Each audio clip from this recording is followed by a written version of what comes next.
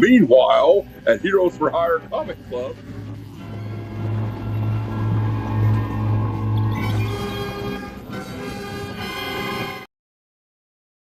you are watching the Heroes for Hire Comic Club, only on YouTube.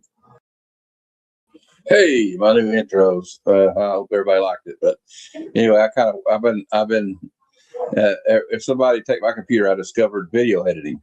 Before I bring out my guests, I just want to say happy May 4th. May the 4th be with you. Today is Star Wars Day. Although we're not going to be talking, we might not be talking too much about Star Wars Day stuff, but I will give you this message for May the 4th. Remember, the Force will be with you always. And I have a special video intro for my guest, my next guest. He's a cool dude. I've been on his show as a guest and as like a co-guest with my friend Big Jip. And real awesome dude. Love chatting with him. And without any further ado, here is Gary B, the casual comic guy. Conan, what is best in life? To crush your enemies, see them driven before you, and to hear the lamentation of their women. Good evening, Matt. How you doing, Gary? I am well, sir. Thank you for having me.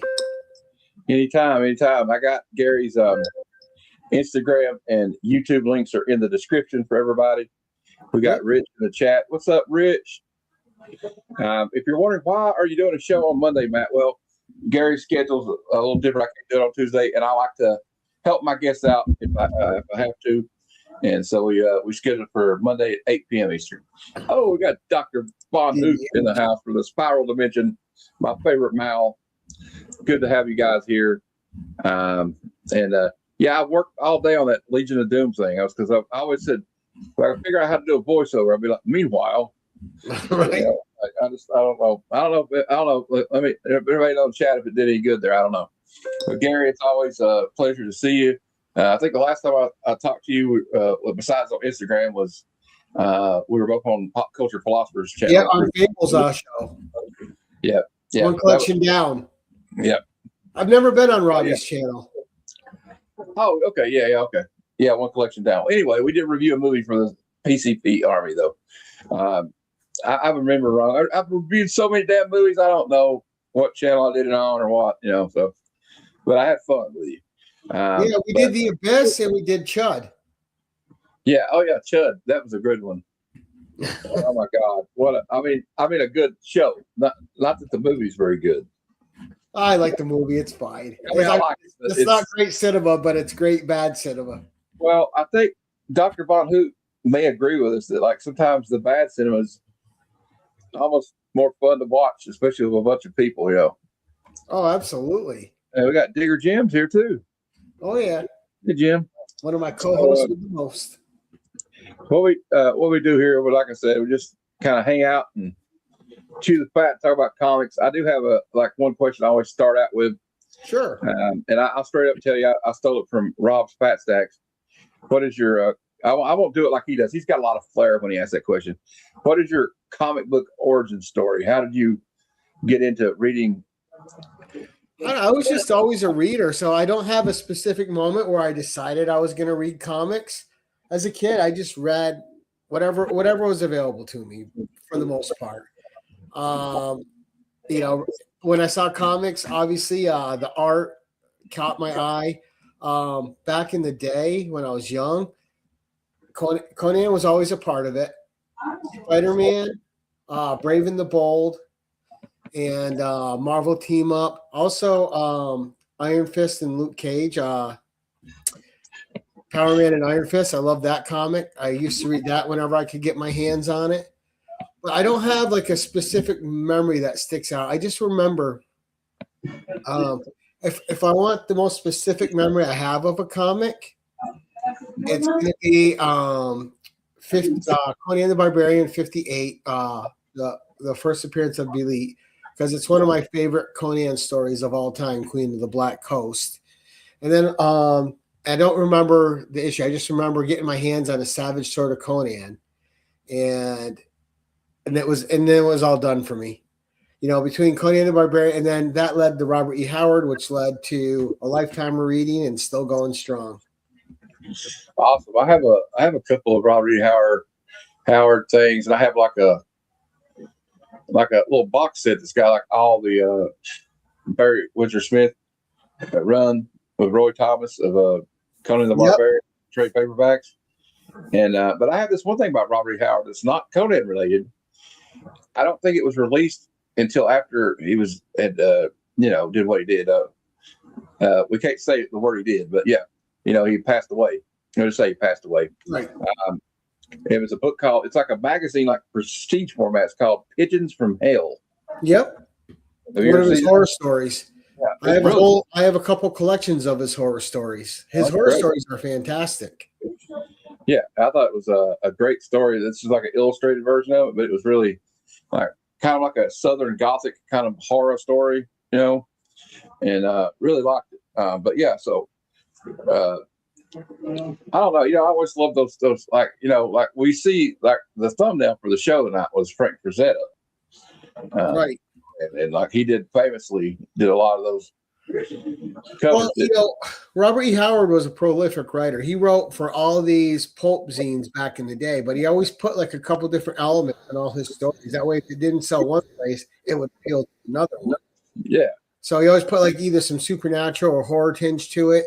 Even his boxing stories, like one of his first boxing stories, there was a ghost in the ring, boxer ghost, and so he always incorporated something else so he could have another market to try to sell the story in if it didn't sell in the first one that he submitted it to. Yeah, he was very prolific, but for me, there's so many of his characters I love, right? It's not just Conan. Conan's my favorite. Then you got Solomon Kane. You have Dark Agnes de Chastillon, who's just one of my and one of the best. Dark Agnes, if you guys have never read The Swordswoman, one of the best introductory stories to a character ever. Absolutely brutal. It's just, I don't even want to spoil it. It's just so good. Awesome.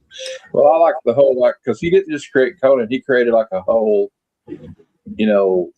world. It's like world building, like Tolkien did with Lord of the Rings. So he had like the whole Iberian age, and you had all this, well, that's what those guys are doing then, right? Yeah, it's just great. It's just fantastic. He was good friends with Lovecraft, and Lovecraft had his big world, and then sometimes it would be Lovecraftian elements in Robert E. Howard fiction, and vice versa. They wrote a lot, they talked a lot. So he also didn't create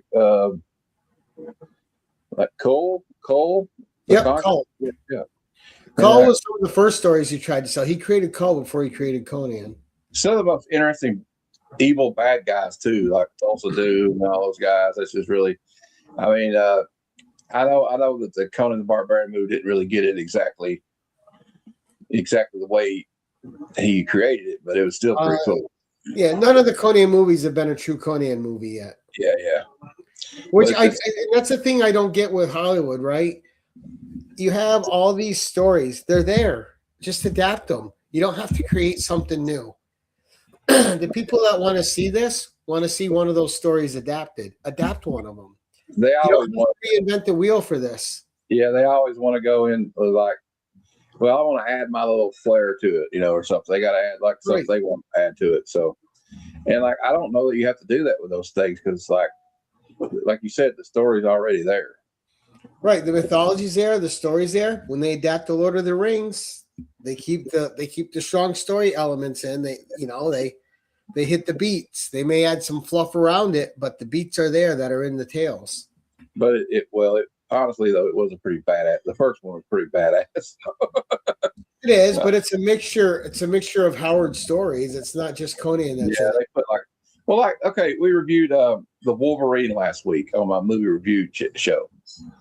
The one for 2013 where Logan goes to Japan, and you can tell they took this from this part from Uncanny X-Men. They took this part from the Wolverine miniseries, and they threw it together with his feud with the Silver Samurai, and they just kind of hodgepodge it and stitched it together. And it kind of hit sometimes, and sometimes, but a lot of times it missed. Hey Dale. And see, I like the Wolverine movies, and you know what? You know what's funny to me is I'm not even a big Wolverine guy. I don't care for Wolverine characters for Wolverine too much. He's okay. He was never my favorite X-Man. Yeah, fair enough.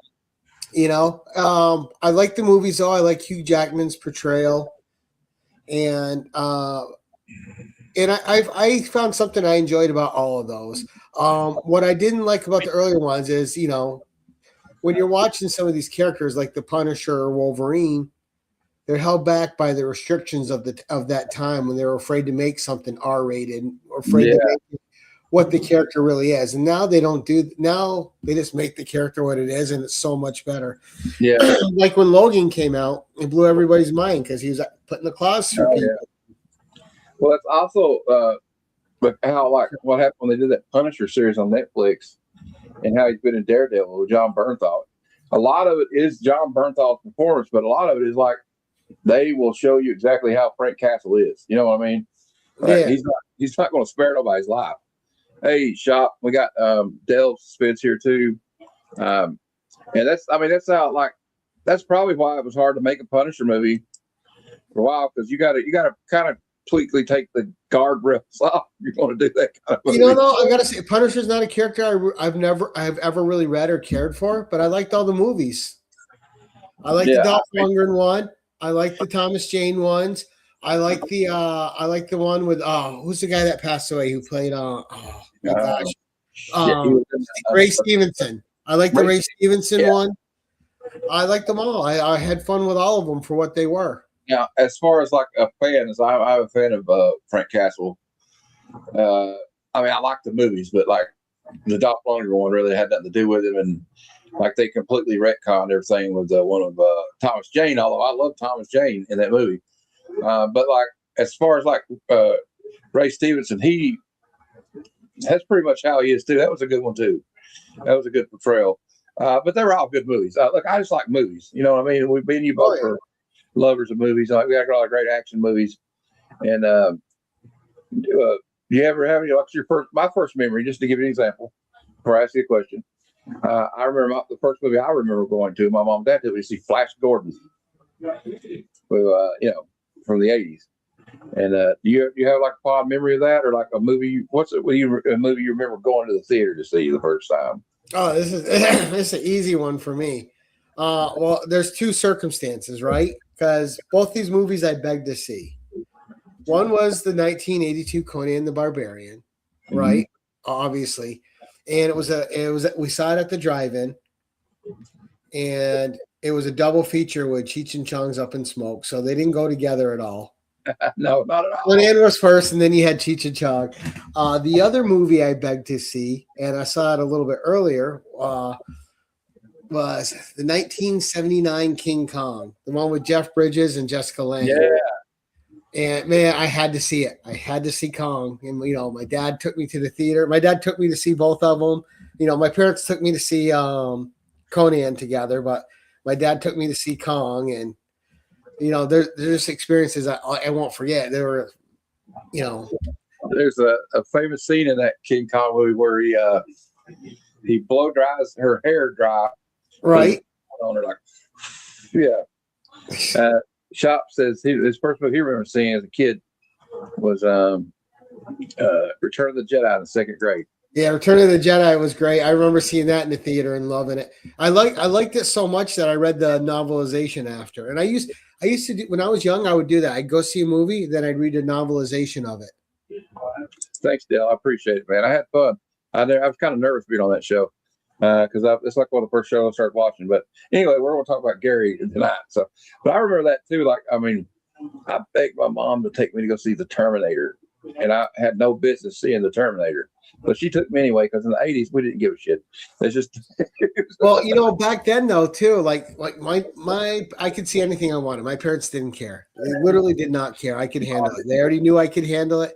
But back then, your parents could walk you up to the theater and say it's okay for them to see it and just pay for you to go see it and then pick you up after. They didn't have to attend the movie with you. Yeah, that's true. Well, we didn't really get PG-13 until the 80s, I think. Well, that was Temple of Doom brought that rating. Yeah. Dale said his first movie he remembered seeing was E.T. Thanks, Doctor. Dale, I'm not mad. I'm just disappointed because at the same time that E.T. was out, Dale, you could have skipped seeing E.T. or you could have saw them both, but you could have went and saw John Carpenter's The Thing, which was in theaters at the same time. Oh,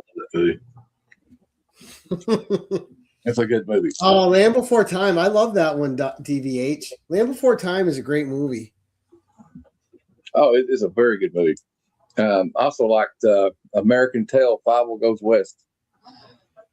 Oh, yeah. And I remember, too, just trying my best to see Fire and Ice when that came out. Oh, yeah. Fire and Ice. Heavy Metal, Wizards. My uncle had all these on, back when we had the VCRs. This is how old I am. And my uncle had like HBO, and he would record all the movies, right? So he had like Fire and Ice, John Carpenter thing. Dude, I'm so old. I had Betamax. Yeah. Before VHS.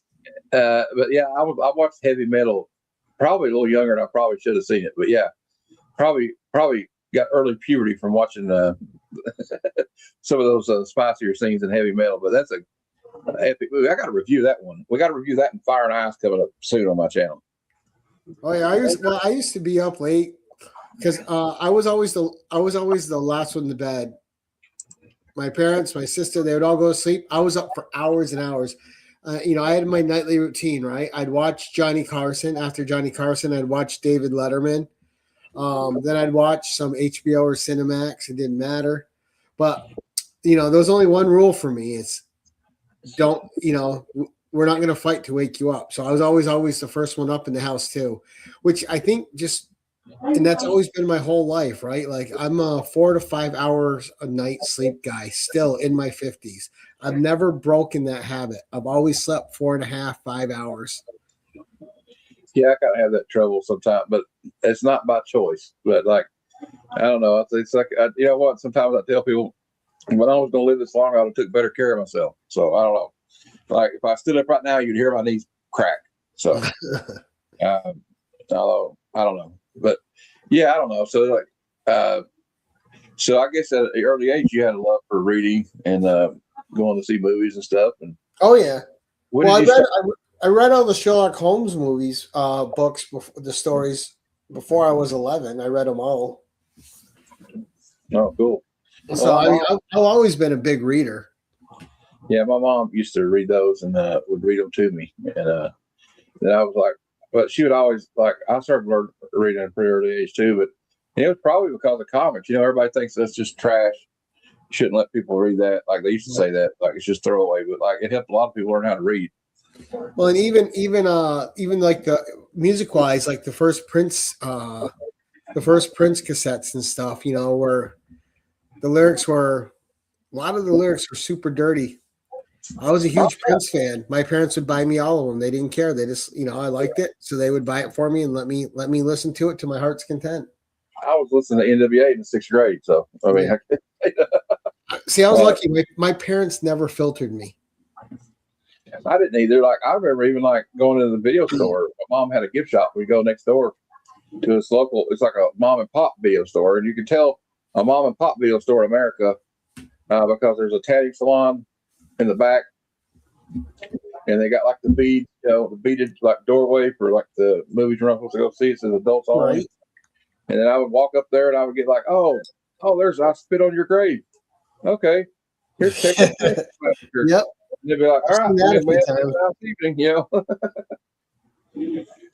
but I know, especially if it says something because I know the VH could probably tell you more about this, but in the 80s, they had that big video nasty scare over there. So it would be banned in the UK. I'm like, oh, I got to get this one, Yep.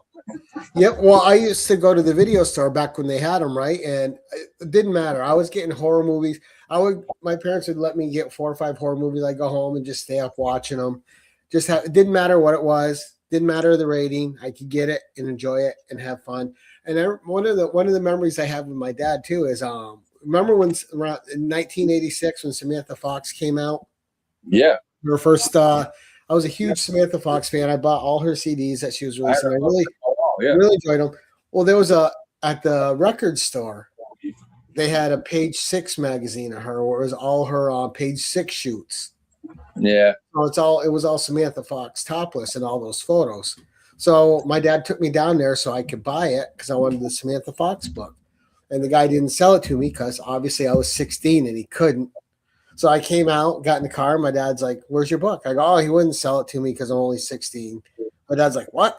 No one's going to tell my kid he can't look at boobies." Gets out of the car, goes in and buys the book for me, and comes back out with it. It's still cut in the UK. Damn. Oh, wow. I know, like a lot of movies, like even like Cooper, he censored himself when The Clockwork Orange came out, like in the UK, because I think somebody like was imitating the people in the movie or something. It's so weird though, because I don't understand. Like people say, like it's so this that people can't handle it. I've never watched a movie that they say people can't handle it and went, "Oh," and it had it just. I'm like, "Oh, okay, that's it." I do have one handle that. It's just a film. There was one that was almost a bridge too far for me. It was a war movie that was filmed in the Soviet Union about the what the Germans did when they invaded Russia, and it's called Come and See. Never heard of it. Book of Revelations, dude. They show what they did to the like what they did when they went through there to the Cossacks when the Germans came through. They just massacred people. They're like people. They throw them in like people. There's like showing people still alive and throwing. I don't want to talk about it, but yeah, it's just Hey, Pops. Well, I'm talking Pops. I'm talking about like films too. Like the movie, the kind of film things that disturb me were things in school, right? Because I remember they used to teach you. They used to show you videos of the German camps. Yeah. And then bulldozing bodies in the ditches, and that would disturb me because that's based on real people's pain. Yeah. So if it's a movie and it's fantasy or it's fantastical or it's made up, it doesn't bother me. I don't like things that are based on real people's pain. Like I don't watch reality stuff because I don't like to glorify real people's pain. I don't enjoy watching something where somebody's really suffered. If there's real pain behind it, then I don't enjoy it. Now, the one thing I will say was interesting, like the criticism of movies like I Spit on Your Grave or even Friday the 13th, of Siskel and Ebert, they used to do it like, oh, well, they're making it's violence against women. But if you look at both those style movies, though, the woman is the main protagonist. She gets her revenge on these people, or she survives all this when all these other people couldn't survive. So I say, ha ha to you, sir. Whoever says that, Hey, and there's actresses with whole careers that horror funded their whole life. Yeah, they love it. The horror gave them jobs when they couldn't get jobs elsewhere because people were morons, right? So they made their name and they made their brand and they made themselves successful. Yeah, absolutely, I agree with that. Yeah, Pop's the final girl, and of course, I guess the one of the most famous. Well, I guess the final girl is Jamie Lee Curtis. But I even like I don't know, I kind of had a thing for one of the girls that was not a final girl in Friday the 13th Part 4, Judy Aronson, because she was in American Ninja. I don't know if you remember American Ninja. She was in Weird Science. But anyway, my weird obsession for the day. But so when did you start, like, seriously? You don't really remember when you started, like, I'm going to start collecting these comics? Well, I mean, when I was a kid, my parents didn't have a lot of money, so it wasn't like I was ever seriously collecting when I was a kid.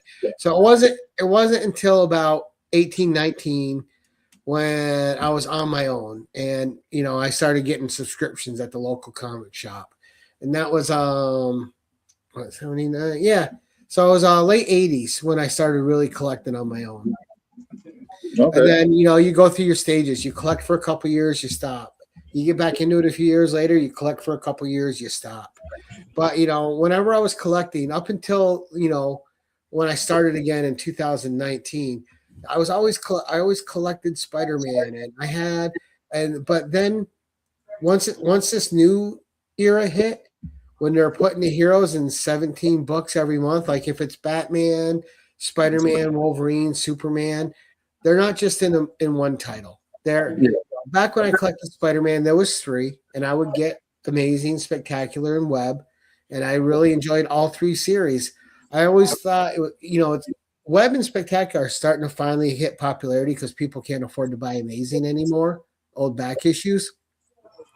So now they're starting to discover that there were some great stories in Web of Spider-Man. There were some great stories in Spectacular Spider-Man, but nobody wanted to read them back then. I was eating them up. I was loving them. I would read all 3 titles and just enjoy the hell out of them. Well, Peter Parker's Spectacular Spider-Man was really always fun. I always liked it. A lot of times what I did was we didn't have a lot of money growing up either. So what I would do was get that's why I got like the X-Men Adventures, a team book, because it's got all your characters in it. And that's why I got Marvel Comics Presents all the time, because they were going to have at least 3 stories in it. And Marvel Team Up. We knew Spidey was always going to be teamed up with somebody new. Team Up and 2 in 1. Those I love those. Those are great. Because also, I think I was talking to somebody the other day. They're like, "Well, what can Marvel do to like kind of, get back to where they were at?" And I'm like, "Well, instead of like making all these mini series of all these characters just to get them out there again, or so we can still say we got this character in a book, or like whatever. Maybe bring back Marvel Comics Presents or Marvel Team Up." Well, it's tough because like the business model these days, it's short storytelling, right? Yeah. You don't have series going for hundreds of issues anymore, or even 50 or 80 issues often. Now everything's 3, 6, 8, 10, or 12. So everyone puts out runs, and then they start with a new number 1 because they can market a new number 1.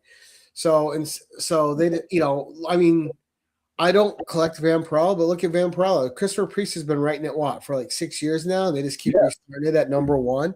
You have the same writer, and even if you don't have the same writer, it's okay to turn it over to another one. When Spider-Man got a new writer, they didn't switch. They didn't start it at number 1 again. And for how many years it was, and it was still resonated with people. Same thing with Batman. Same thing. All these heroes, Fantastic Four. They weren't, when writers came on, they would announce the new writer. Sometimes they wouldn't, because it wasn't such a big thing back then. But they would just the continuity would continue in the numbering. It would just stay the same title. Like the last 50 issue run that I really enjoyed, that was a modern run, was the Kelly Thompson written Captain Marvel. And then, that ended with issue 50. And then we've had like 3 other Captain Marvel series since then. Why not? Why didn't you just continue it? It's okay if someone else writes it. It doesn't have to be a different number 1. It doesn't have to be like the one now is going to be 3 issues. Why? Just, then you're going to bring it back again for 4. And, and both companies are doing it. And I don't mind having a complete story. Like there's a part of me that does enjoy it because I like, this is a complete read. This is a complete read. But part of it drives me nuts. Like just keep the characters going. Well, I think. He's got it right there. Yep. Trades. So somebody said it doesn't bother me as much. It's just the one thing that bothers me about it is this. I don't know if this is whatever, but like if I'm looking for okay. Say I'm collecting Wolverine, volume whatever, 4. Let's just say 4. And I'm like, well, I got to find issues 13 and 16 and like whatever, right? So I go online and look for it, and I type in, say I go to eBay or my comic shop, and I type in Wolverine 13. It's going to bring up 10 different Wolverine 13s. You can, but you can also write in Wolverine 13 volume 6, say, and it'll bring up just that specifically. What if you don't know the volume? That's what I'm saying. But I know nowadays you can have technology, everything, it's fine. But yeah, I think there's a lot to be said about that, like with renumbering and stuff. But I know they keep the legacy number, but I don't know if that's the same. Although, what would we be on right now if they'd kept the number on some of these books? You think about it, like ASM, it's close on 1,000 issues, even though they had 10 volumes almost. Right, but legacy numbering I like because it's cool because it shows a history with this character. It shows a Yeah. longevity. It shows a popularity that's always been there. I think maybe there is. It's probably like maybe they think maybe they think it's intimidating to new readers. You go, oh, this is issue 852. I can't start reading it now. Right. Well, and that's part of it, right? People, it's not just for us older generations now. You got to remember that people want to get into something new. These kids that are coming out, they want to start with a number one. They want to read something. I have this entire collection. Yeah. And I understand that aspect of it. But I think that's what's nice about the legacy numbering is it gives it its history along with everything else they're doing. Yeah. Yeah, I agree. And it's also, I think, if we went totally off, everybody, if we went exactly to the letter of all continuity for these, I was joking the other day, like Batman, say they just kept everything in Batman's history is all canon, all the way back to the 30s. That guy would be 150 years old. I don't know. I'm just kidding. It's a dumb joke, but anyway. No, I mean it's fun though. I mean, there's something to be said too about the different eras, right? That makes each era collectible to different people. There's different sensibilities that you have from when you grew up to what the sensibilities are today. Yeah, absolutely. And like we were talking before the show, I just love the Bronze Age. That's always been my sweet spot. It'll always be my sweet spot. I can pick up a Bronze Age story any day and reread it and just have the most fun. Yes, I did, Jim. Go ahead.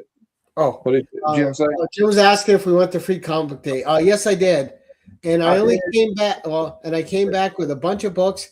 But my big haul for that was I came back with 12 issues of Conan the Barbarian, Tides of the Tyrant King. Plus, I have 2 more on the way to me from eBay purchase to make sure I was covered. I did go. I might have a small obsession. I got a few, but my favorite one I got yesterday, because they didn't have all of them, it was this one. I got to read that still. The one that really impressed me, like I was saying earlier, was Anana. I really liked Anana, and I thought it was great. It introduced me to a new piece of history for another culture, which I really liked, and it was just great learning about her. Because after I read that book, I went and looked up the goddess Inanna, and I learned a little bit about her. I'm like, I had never heard of her before. It was just cool to get into another mythology. I was trying to find something, but I can't find it. Oh, here we go. Because you were talking about the Bronze Age. Well, I think charging for free, it depends, Jim, because most comic shops give you a limit because they need to have enough for everyone that's coming in. Like what my comic shop does is everybody gets 2 free books. So if I come in and it's me, say I got 4 kids and spouse with me or something, all of us would each get 2 books, right? But if you want anything beyond your 2 free books, then it's $1 per issue after that. I think if you're just straight out selling them, then that's wrong. Well, and there was a company. That's not their intent. There was a comic shop in Colorado, and I'm going to call them out by name, Liberty Comics in Colorado. They were trying to say, hey, if you want Dungeon Crawler, Carl, it's $10 unless you spend $50 in the store, and then it's free. Yeah, that's wrong.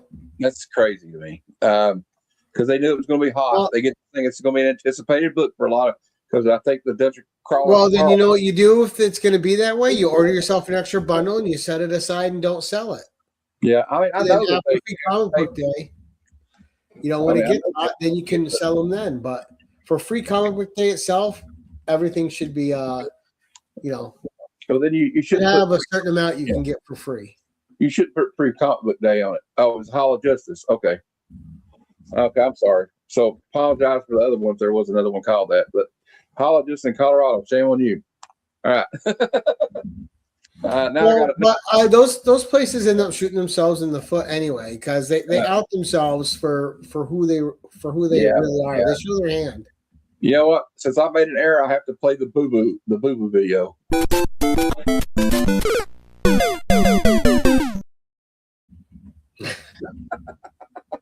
I've been wanting to do that all day. Sorry, I'm glad I screwed up the name. Get it out of your system.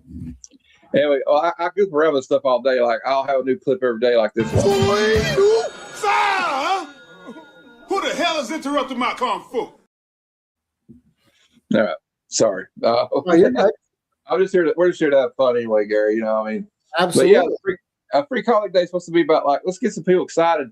And the one thing I will say, and because Pops knows the shop because it's where he goes, AVX Comics. I saw his Mark was there, and they did a live stream. Free comic, and it was refreshing to see all these young faces in there getting their free comic books. You know, so. Right. Well, see, and my comic shop makes an event of it, right? Rhino's Comics. So they get an ice cream truck there. Sometimes they get it like a taco truck there. Yeah. But they also have little beverages like juices and stuff inside for the kids. They have apples. They have stuff in there for the kids too while they're shopping. So that's good. He's very kid oriented. And it's like he always says, you know, these are my future customers. You got to treat them right. And a lot of comic shops, you know, if you walk in with a kid, they're like, you know, they're watching you or asking you a question every couple minutes, which I can't stand. Because as soon as if I'm in there with my kid and somebody keeps stopping me, I'm going to put everything down and we're going to go someplace else and buy things. Yeah. Because if you're going to treat my kid disrespectfully, then you're treating both of us disrespectfully, and I don't need to spend my money with you. Oh, I agree totally. Like, I thought like when they're like, I've heard people tell me they went into shops and like say they grab some books. You know, they look at it and go, or check that. Oh, you're going to read? You read that? You know, don't do that. Don't do that. Well, what I've been in a couple shops where they have all these back issues, right? And I'm looking through them. Someone will come up to me like literally every 2.5 minutes. You need help with anything? What you look for? I'm like, dude, I'm not stealing. I already told you I don't need help. You know, then if they ask me again, then I just say, well, I was going to purchase this. I'm going to set it down. Good day. You're gonna treat me like a thief because I'm looking through your back issues. I'm not buying a damn thing. I don't like that. I don't like that at all. You know, it's okay. You do your due diligence as to service your customer. Ask them if they need help when they come in. Ask me one more time after I've been there 8 to 10 minutes. Are you sure you're finding everything you need? Is there anything I can help you? After that, when I tell you I'm good, you leave me the hell alone. Absolutely. Until I go to the counter. I got a good deal on some back issues the other day at my comic shop this last weekend. I was going to show you because you said we're talking about the Bronze Age, and this is why I like the Bronze Age. And I thought they would show these because you were talking about it. It's old Amazing Spider-Man 157, Oh, yeah, classics, and then I got 159 with Hammerhead on the cover. Nice. And one of the old Marvel Tales, and my favorite.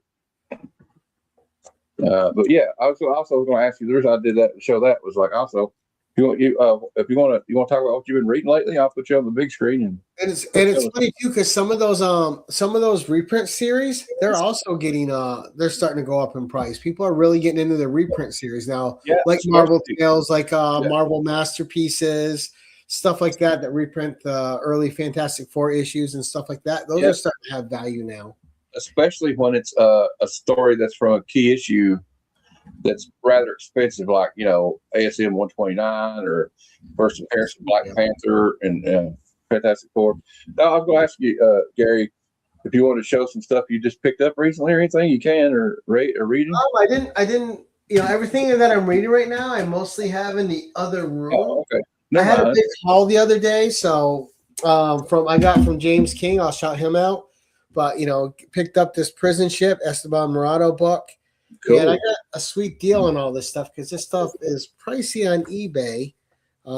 Land, which you don't see this book often, old Frank Thorne creation.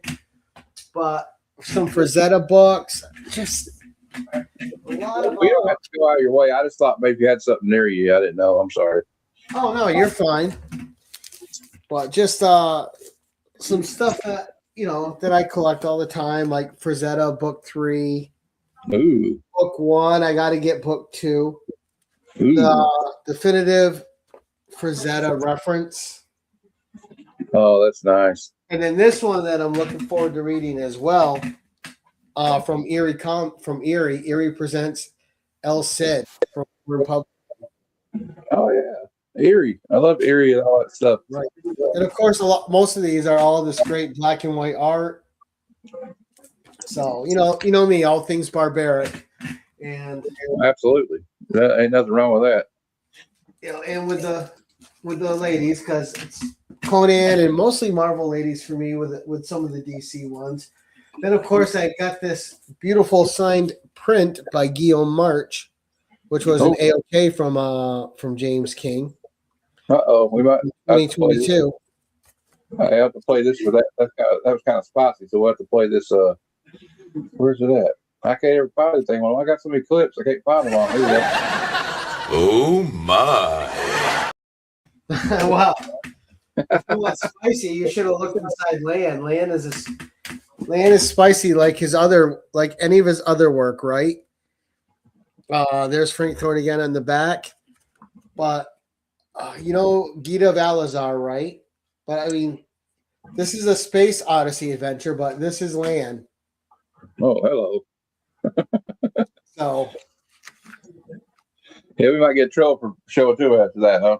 I'm just getting you demonetized. Don't worry about it. I'm not really monetized anyway. The only thing I'm monetized is like super chats. I got like 720 subscribers right now, so I'm a little bit away from that. I doubt I got the watch hours anyway. Right, but if you didn't, Gita, yep, Gita's awesome. Well, Lan is also another one of his creations, Pop. So it's fun, it's cool. But Frank's always got a bit of the saucy with him. Oh yeah.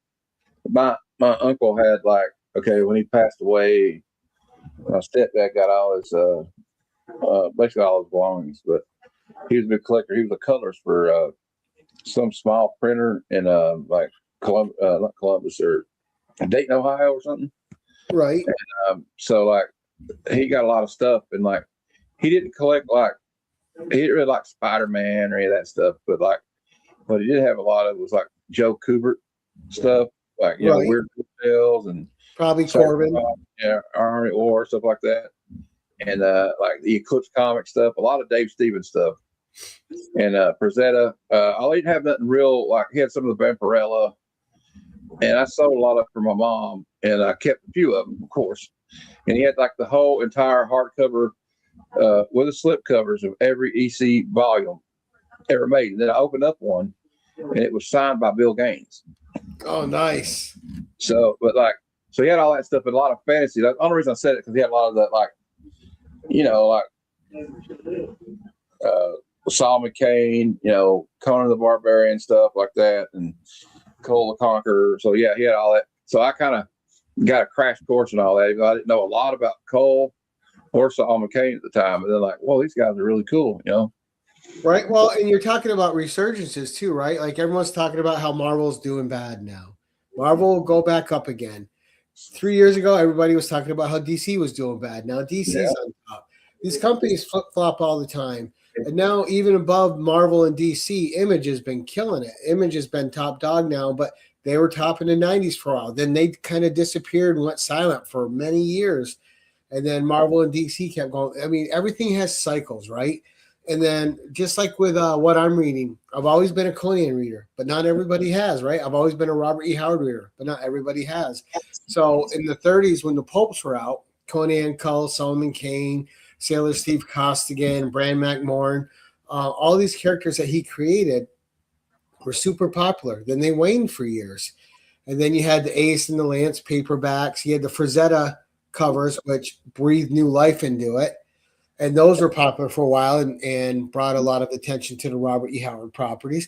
And then, of course, as things do, they wane again. And then all of a sudden, Glenn Lord and Roy Thomas got together. And Roy Thomas first approached another creator, and I won't call it out. He approached another creator about having his character. And they wanted too much licensing money for him. So he contacted Glenn Lord, and Glenn Lord offered Conan at a discount per issue because he wanted to bring more readers back to Robert E. Howard, and it worked, right? I mean, that's how I discovered Robert E. Howard, was through Marvel Comics. So, and that went for 275 issues. I mean, you had Conan for 30 years. It was great. And then it went to Dark Horse. It had another resurgence. Yeah. And Marvel had him again too for a while. Right. And then all of a sudden it gets over at Titan, and now it's super popular again. The same quality that they were putting in the 70s and 80s. Conan is now back into the new title. And the same attention to detail, the same passion for the characters, the same respect for the Robert E. Howard IPs are back, and it shows. But all these things are cyclical, right? They go up, they go down. Just like Marvel and DC, people like to hate on them. Sometimes one's up, sometimes one's down. But what people need to remember is that both these companies do best when they're both putting out something. When one of them is doing something good, it helps the other one's sales. That's why they do these crossovers, right? That's why we've seen the Deadpool and Batman. That's why you saw Batman and Spider-Man. Yeah, Superman, Spider-Man was great. I really enjoyed that. Right. They're integral to each other's success. They survive better with both of them being there than one of them being gone. Did you like? And they wane in popularity up and down. It's just part of the cycle. Nothing you can do about it. I read some of the Dark Horse where Kurt Busiek was writing Conan. I have his signature on the Conan one from Dark Horse. Oh, cool. That was a gift from Cali Comics to me. He sent it to me, and then I sent it out to get graded. Oh, Cali's awesome. He's one of my favorite people in the community. Like, I got something for you. I want to send it. And then I got him like, "Ooh, Kurt Busiek." I'm like, this in. He got me X-Men Annual 14. And then he's like, I found that book you're looking for. He said, but I'm going to a con this weekend, and Arthur Adams going to be there. I'll give him a sign it. I was like, oh. I said, well, let me send you the link. He goes, no, it's on me. He didn't even charge me for the book. That's the kind of guy Cali is, though, So what's a book you have that you never thought you'd have? I don't know. Look behind me. Well, I didn't know that I would ever have Wolverine #1, but I don't really have anything that expensive right now. I will show you one. No, it doesn't have to be. I didn't say expensive. Just something you didn't think you'd have that you have now, like something that you were fond of as a kid. Price doesn't have to be a part of it. G.I. Joe #1. There you go. I remember having like the Marvel the G.I. Tales of G.I. Joe one, and the way I feel about G.I. Joe is the way you feel about Conan the Barbarian, and the way you feel about like Robert E. Howard, that's how I feel about Larry Hama, and. Right. Larry Hama is a guy that has been around a while, and I found out he was a Vietnam vet like my dad, and also he was on MASH a couple episodes, by the way. So he's your favorite comics writer? Yeah, and mine's Roy Thomas. Well, I love Roy Thomas too. Roy Thomas is great. Like, didn't he write? I think he wrote one of my favorite Bronze Age runs, the Invaders. Didn't he write that? He wrote everything. Yeah. But for me, it was the first 115 issues of Conan. Then he came back. The story he just did in Savage Sword with Roberto De La Torre was amazing. I had 5 copies of it, Pops, because I thought it was going to be, it was going to blow up to rock #1. But I mean, that's the great thing about being our age now. You have books that you didn't think you'd have when you were a kid. Now you have them. You're like, oh my gosh, I can't believe it. Well, we live in a world now where everything's accessible. Back in the day, if you didn't have something, you just had to trust in luck and finding it. We didn't have comic shops. There wasn't no eBay or whatnot. Right. But like Wolverine #1 back there, I didn't know I was going to get it or Uncanny 133. Back in my day, if you went to the spinner rack and didn't get it, you missed it. That was it. Unless you got it in the back of the ads there and went to like Mile High Comics or something and rode away for one, and that was kind of a weird experience because back then you had to wait like 2 to 3 weeks to get something in the mail because it'd take the time to get your money there or check or whatever money order, and there wasn't no I don't know, some weird stuff they had to do in the 80s, right? Like even the letter sections in comic books back then, people would publish their entire address, right? it was kind of like the internet is now for comic collectors, right? That's how people met and became friends. Like, well, was it Wendy Petey and her husband? You know what that just reminds me of, though? It always reminds me of the movie The Jerk with Steve Martin. When he gets the phone book and his name, and the new phone book's here. I'm a somebody. I'm somebody now. My name is. He hates these cans. Trying to get away from the cans. I like when he grew up. When he was like, "Since I grew up before sharecropper in Mississippi." So, oh my god! That whole movie is hilarious. He writes his letter home and tells them, describes what it's like to have sex in like every detail. Or him with the girl. I got a special purpose. I love that movie. That's such a great movie. I also like. Did you ever see the one he did called "Dead Men Wear Plaid"? Yep, I've seen most. I think I've seen just about every one. That movie's it's so underrated. That movie is so underrated. You know what I like too is My Blue Heaven. Yeah. What are you doing in this section? You can melt all of this stuff. It's just he's great, dude. Or the one he did with Michael Caine. It's one of my favorite movies. The comedy where there were thieves. Yes, I love that one when he's Ruprecht, when he's playing the character Ruprecht, and he's at the table. May I use the bathroom, please? Thank you. Just and when Michael Caine's like hitting him with the switch to try to get a reaction out of him. Yeah, just good stuff. He's done a lot of great movies. I love Steve Martin. I even like his stand up. He did this one or two. He's talking about like. Oh yeah, I used to watch his stand up. I had to fire my cat. He was my manager. But then I went into the shed out back, and there was a bunch of cat toys in there. He'd been embezzling money from me. It's just so stupid, it don't make no sense. But it's like, right. Well, he was good at inane comedy. Yeah, and but he always like when if you're like Steve Martin's going to be hosting Saturday Night Live this weekend, you're like, I got to watch that. Right. That was like a must see TV back then.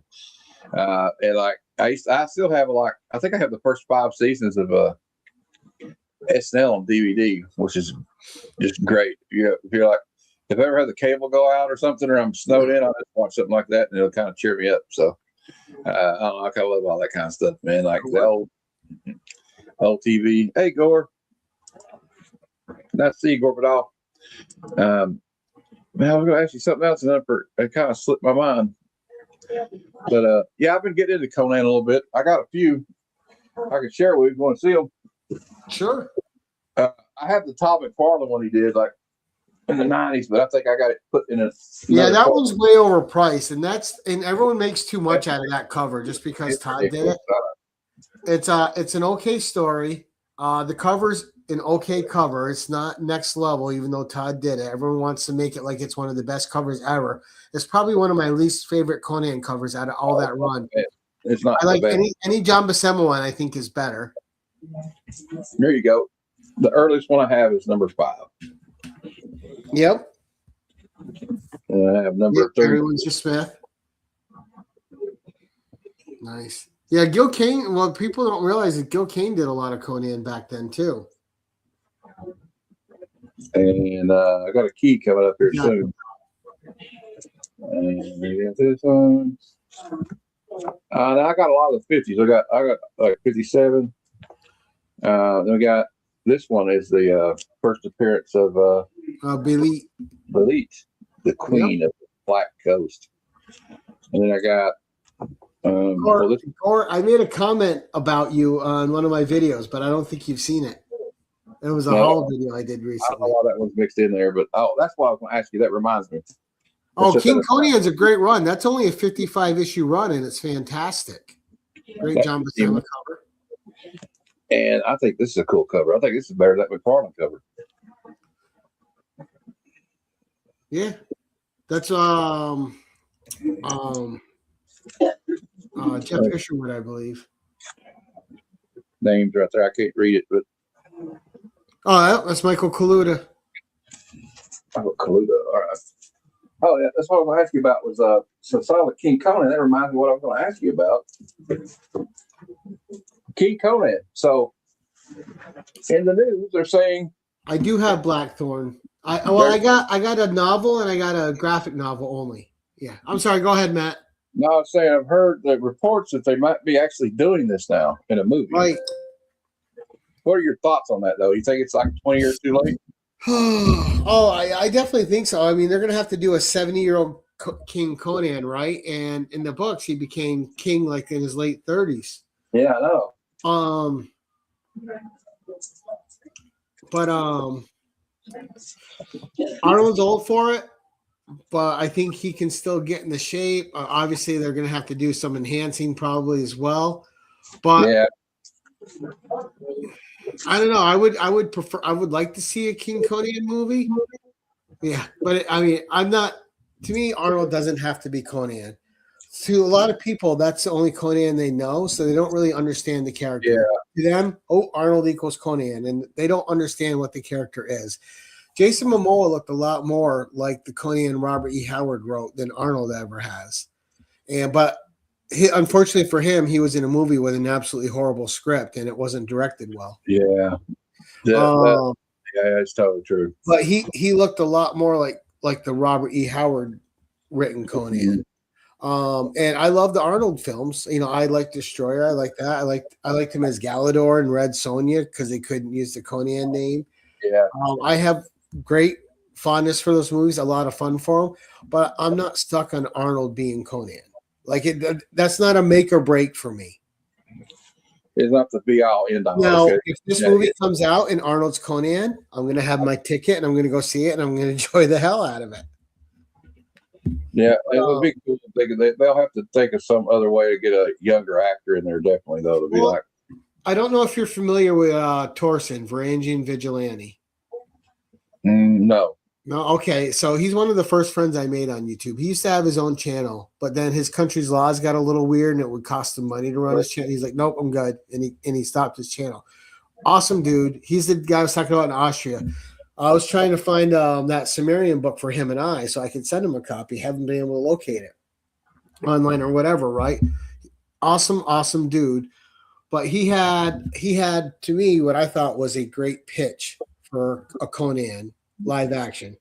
And because him and I talk about it, but you know, a live action, my thing was always to have a live action Conan series on like with a Netflix budget or HBO budget or an Amazon Prime budget, something with that kind of money behind it, right? And with that, you could, you know, adapt the tales, do the first 3 seasons. Conan had all these different events in his life. You know, he had just left Samaria. He was over the wall at Venarium fighting the war. You know, he was with the Kozakis for a while. He was a commander in some armies. He was a thief for a while. You could do all these different seasons with him in different aspects of his life. And then you end it after like 3 seasons, 4 seasons, right? You don't overdo it. Make like 8 episode seasons or 12 episode seasons. Yeah. When that's done, you do a King Conan series for 3 or 4. But it's Arnold, and this was Torsen's idea here. Arnold's narrating it as King Conan, talking about his adventures. And that's through the first series and the second series. You have him narrating it as an older, wiser Conan. All right. Yeah. Pop's got a yes, I have that, and I watch it every year, Pop. It's silly a lot in a lot of different ways, but it does have a charm to it, and I do enjoy it. And I thought Ralph Moeller really did look the part. Yeah, I thought he was great in that. Like, it was a little goofy sometimes, but like, you know, it was 90s TV. You know, so. I have the whole series on DVD though. I own it. It's on Tubi too. I watched it on Tubi about 2 months ago. Yep. And also, what I watched, and this is an animated show. I remember in the 90s, I was in high school, Conan the Adventurer. Yep, I have that on DVD. Those are hard to get now. I have that whole series. Plus, I have the follow-up series, Conan and the Young Warriors. Oh, cool. Well, see, I always loved those cartoons like in the 90s, and I was also a big fan of Cadillacs and dinosaurs. Right. But yeah, the Conan, I like both those series of the Conan cartoons. Yeah, and I watch those every year too. There's always stuff I have perpetually going. Is that probably why they This came out in the 80s or 70s, you know, the cartoon, because it was trying to. That was the kinda 80s. Yeah, the 80s. But that's why they kind of made that. It was kind of like an imitation of Conan a little bit, I guess, in a way. Well, they wanted it. They wanted an adventure series. But they wanted to mix. Sword and Sorcery was big at the time, and Star Wars was big at the time, and they wanted a blend. And they came out with Thunder the Barbarian. I have that on DVD and Blu-ray. But that's a great series. What I loved about that series is it didn't treat you stupid as a kid, and it had, it was great. I loved it. And the comic is incredible. Issue 1 was a little slow because it's the introductory issue. 2 was great. 3 was even more fantastic. I'm like, wow, they're just like upping it every issue. It's been just. And it's been some great cover art. I've not read issue 3 yet, but I like the first 2. Pops said Conan meets Command. But the thing about Thunder was great. It was combining all the things at that time that were popular in cinema, right? Sword and sorcery, post-apocalyptic, and space. That's why he had the sun sword, right? The world was destroyed when the moon got split in half. So you had, plus you had the barbarism. It reverted back to a savage state. Then you had all these creatures. So it had a little bit of all those genres mixed together. Well, we had there's like a lot of, like, you're right about that. Like when they come to Barbarian, I always think of that. But like there was a lot of like sword and sorcery movies, or sandals and right. But most of them were low budget, and they just pumped them out to try to get a quick buck. There's one I've seen. There's a channel I've watched. This guy's name's Jason Brandt, and he just think, "Oh, so bad it's good." And he did one, and it had David Carradine in it. Yeah, the sorceress. Yeah, and that one's like, I think I'm pretty sure Carradine was drunk half the movie. That's okay. I like that movie. It's fun. It's good though. And the other ones that are fun are the Death Stalkers. Oh yeah, and I like the Beastmaster movies. Oh, Beastmaster's great. I love that first one. Come on, it was like when HBO used to stand for "Hey, Beastmaster's on." Oh yeah. Hey, Beastmaster's on. So you had all these movies growing up when you were a kid. I have a special version of Beastmaster that I ordered. I can't remember the name of the company right now. And but that was the other thing too, like Commandy, like playing on the Planet of the Apes fad, right? Yeah. That was great. But where was I going? We were just talking about CMO. I'm already losing track here. Sword and sorcery movies. Right. But you had Death Stalker, you had the Sorceress, you had Warrior Queen, you had all these B-level movies, and some were actually kind of decent. When they readapted She, they kind of made that a sword, like a sword and sorcery movie, even though the original story by Ballard isn't that, So you had some fun adaptations. You had some that were just plain horrible, like Ator. Ator was a horrible Ator was just. What about the Barbarians? Bad. The one with the two brothers. Yeah, the Barbarians. So bad I can never. There's not often I can't finish a movie. I never finished that. It was that horrible. It's so terrible. Yes, really bad. We reviewed that on my channel like a few months ago. So yeah, what's also bad are the Lou Ferrigno Hercules, and I went and saw that in the theater, and I'm like, we reviewed that one too, and he throws a bear into outer space, dude. I'm like, what the hell am I watching? Oh my god, complete silliness. It's just crazy too, and they dubbed his voice too, didn't they? It wasn't really Lou's voice. Yep, I like the Sword and the Sorcerer. That is, and I watched that a couple times a year too, Pops. Hey, have you ever seen Lady Hawk? Yeah, of course. I love that movie, dude. I saw that in the theater too. You want to know what I saw as a double bill when I was young? What? I saw The Never Ending Story, and then Legend was after it. Oh, that's a hell of a double feature right there. Right? Back in the day, they used to do the double features. So I saw those two together.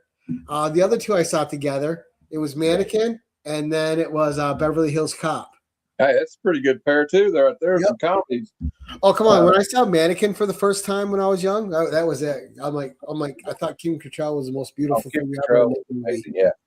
Well, also, then you go back and see her in like Police Academy. She was great in that, and she was in famously. I don't know. I guess if you're our age, you'll remember she was Lassie in Porky's. They nicknamed her Lassie because when she got excited, she sounded like a dog.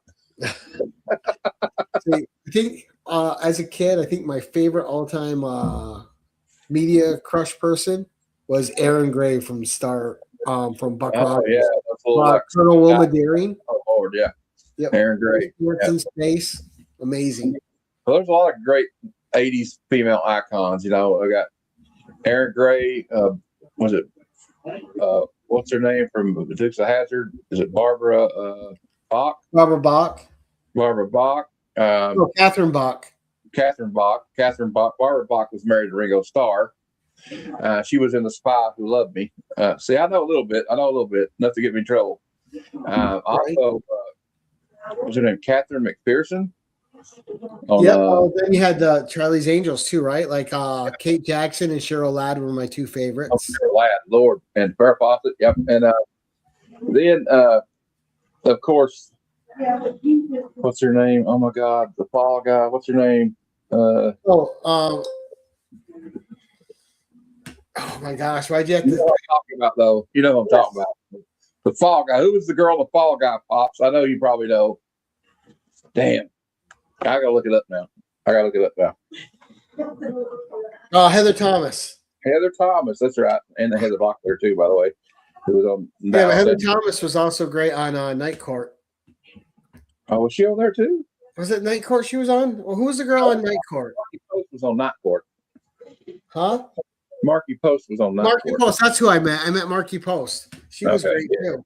Yeah, I like her. Well, and then like I don't know, man. If I could talk about that stuff for days, like but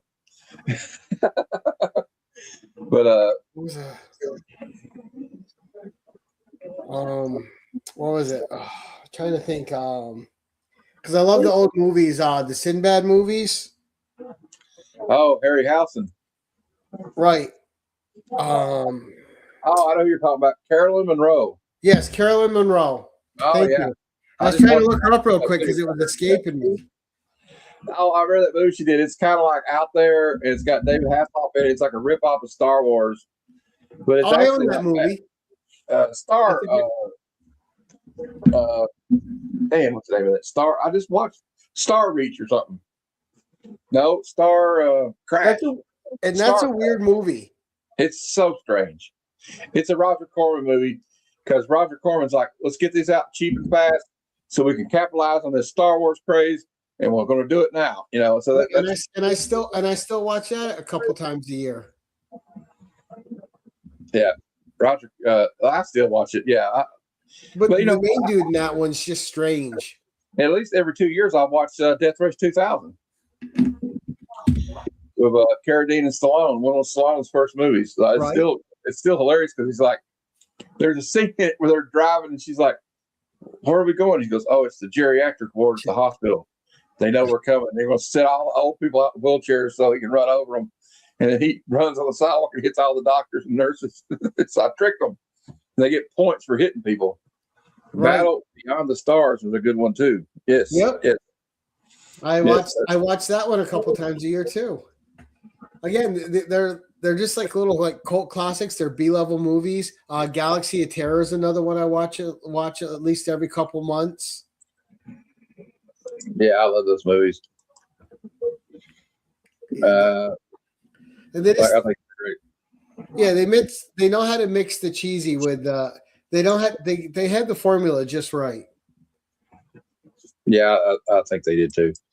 And you get I don't know, man. There were some great Seven and Battle Beyond the Stars. I mean, come on, you had Sybil Danning in that one.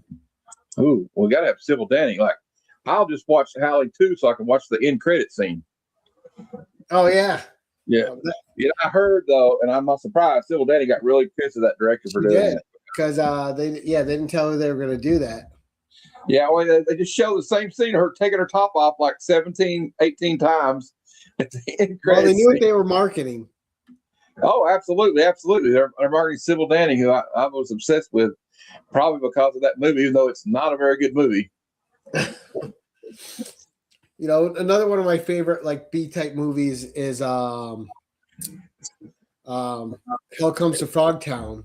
Oh God, I love that movie. Yeah, so good, so fun. Oh my God, Roddy Piper. You know, like I wish he had done more movies. The ones he did that were great. Like They Live, of course. I think we reviewed that, didn't we? Weren't you on the They Live? I was. That's right. But I thought Piper should have done more movies. But like, also, Hell Comes to Frogtown has a connection. Well, you also had Sandal Bergman in that, which Right. is another reason I wanted to watch that. Got a connection with Conan there with that with the lovely Sandal Bergman, who I thought was great, who was also in Red Sonja. She was the bad guy. Yeah, she was Yeah. Queen Gedron. Yeah, and she was also in Xanadu. Hey, you got Chad's here. Hey, Chad.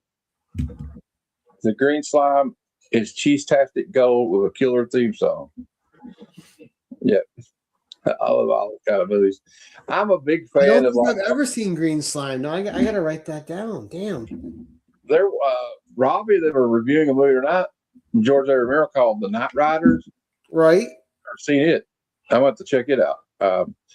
So every time I talk to Robbie or somebody, or like they always are like, every time I talk to any of you guys in this community, I learn about another movie that I haven't seen. You know what I mean? Or like that I need to go see. But like I always like down for some movies like that. There's one the other night. Me and Fable saw the trailer for it, and it's like a '90s movie. It's directed by the guy who directed the '90s Captain America movie. Right. He directed Cyborg with Van Damme, and it's called Nemesis. And we were watching the trailer. I said, well, I got to see what this movie's about, because we were talking about when we reviewed Captain America about, he also did these movies called Nemesis. And there's like Nemesis 1, 2, 3, and 4.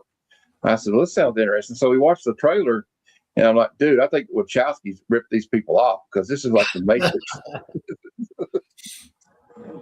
And Night Rider's worth the watch. Yeah, I'll have to watch it, because they turned me on to another Romero movie that I'd never seen, which is I'm not going to be able to remember the name of it. Marty or something. It's called Martin. Yeah, Martin. Yeah, that movie's wild, dude. It's like, I don't know what's going on. Like the guy, his uncle looks like Colonel Sanders. I don't know if he's a vampire or not. Hey, I'll be on Tony's channel here in about 40 minutes. He's doing he's like Hell Crom, Gary. Exactly. So, he knows. The Hangout, we're going to do he's doing a May the 4th Be With You stream. So, Nice. in honor of Star Wars today, which is like, I don't know, that's like the first sci-fi movie I remember, like, that and Flash Gordon were the first two sci-fi movies I think I ever saw. Yeah, I love Flash Gordon. That movie's so much fun. I need to review that soon. I'm thinking about doing that for Fable and Oliver, doing an action fest. And I've been toying around with what movies I'm going to do. So I just remember watching Flash Gordon, and one, I'm a big Queen fan, loved the soundtrack. Two, that movie is just pure fun. I'm like, how did people not go see this? And three, Ornella Muti. My gosh. Oh my Lord, yeah. And, Ornella Muti was just. Well, I had dreams about her and Melanie Anderson several times. So. Oh, Melanie Anderson's pretty, but Ornella Muti was next level. I'm just saying both of them, though. I like both of them. Yeah, Gore's got it right there. Ornella Muti is my favorite Flash Gordon. Yes, sir. Yeah, it's great. It's got there's just enough camp in it and a lot of action. Now, if we just could have had Ornella Muti and Caroline Munro in a movie together. Oh, I like the way you think, Gary. I like the way you think. All right. I like the way you think. All right. It's kind of like I don't know, man. I love those movies. Those girls like that were just amazing too. Like, actually, Melanie Anderson was in Firewalker. It was one of her last. I think she retired from acting, but she was in a movie. She was Chuck Norris and Jr. Yep. Pop, I never saw that one. I've always heard about it, but I've never seen it. I've heard of it. Yes, I've heard of it. It's kind of Yeah, it's kind of. I heard it's kind of wild. But like, I don't know. There's something about those old movies though. Like, I know people are like, oh, Flash Gordon's cheesy or whatever, but it had like, I love Brian Blessed in it. Like when Flash Gordon's fighting all the. Yep, the I just royal- like all of them, man. It's such great casting in that film. They all make it so much fun. And what's the guy's name that played? Oh man, Timothy Dalton? Yeah, Timothy Dalton's in it, but though, who's the guy that played? I can't remember the character's name. The guy with the gold mask. He looked like Dr. Doom in gold mask. Well, Frank Langella? Yeah, that guy's great. He's a really good bad guy. Well, you had Max von Sydow. You had all these great actors in it. It was awesome. You Ooh. saw Flash Gordon, your dad. All right, go dad, huh? That's what I say. Yes, exactly, Gore. Yeah. Dude, she is just elegant. Was she Italian? Was she Italian? I think. The actress. I don't know. I can't remember. Right? Yeah. Oh, her accent, everything. Oh yeah, she's great. And see, I'm an absolute sucker for a foreign woman. Just Well, good thing you don't work for the government. You could get one of those honey traps done on you, probably. All right. Huh? It's a good thing you don't work for the CIA or something. You might get a honey trap. You might fall for those honey traps or something. One of these Russian seductress or whatever. I don't know. I'm just joking. But hey, man, I really appreciate you being here tonight. I guess we'll wrap it up. I don't like to keep everybody too long. I've been having fun, but I'd like to thank everybody for watching. yes, And thank Gary, you for being here, guys. I'm going to give you the spotlight. You can tell me what you got going on, and I'll tell everybody after you what I got going Okay, on. so tomorrow night on the 10-1-1, we have Magic Lasso back, Ryan himself, and he's doing a Star Wars autograph 10-1-1. Cool. So that's going to be a fun one. And then on the 7th, we have Brittany making her second appearance on the 10-1-1. She had so much fun the first time. She couldn't wait to come back, and we're having her on again. So got a good week coming up and just some great guests. We have John Shrewsbury on the 12th from Shrews Comics and James King back on the 14th. So we got a lot of good things coming up. Thanks, Gary. The next thing I got coming up is on Wednesday at 9 p.m. Eastern, we're reviewing G.I. Joe, the movie from 1987, with voices like Don Johnson and Burgess Meredith and Sergeant Slaughter. Nice. And then after that, we're going to do Transformers, but that's another. I'm excited about that one. And then I have the Hangout Show Thursday, and I got a video that came out yesterday. I went over and reviewed, and I previewed the upcoming series, but I reviewed the Free Comic Book Day, The Greatest American Hero, and I also got a preview of the Dead Man series coming out. It's already out, so you can watch that. And we did a review for G.I. Joe issue 16, and it's out right now. You can watch it. We don't review it. We actually read the comic, me and my friend Jeff. But anyway, so thanks everybody for watching. If you're not subscribed, please subscribe. It helped me out, and it's free, And if you're not subscribed to Gary, his links are in the description, and I suggest you do that because it's past time. This guy's great. So anyway, Gary, like I said, thanks for being here, man. I appreciate it. Absolutely, man. It was a blast. Thank you. All right. Well, I'll leave it at that, guys. Excelsior. Son of Jarrell! Kneel before Zod! Snoochie boochies!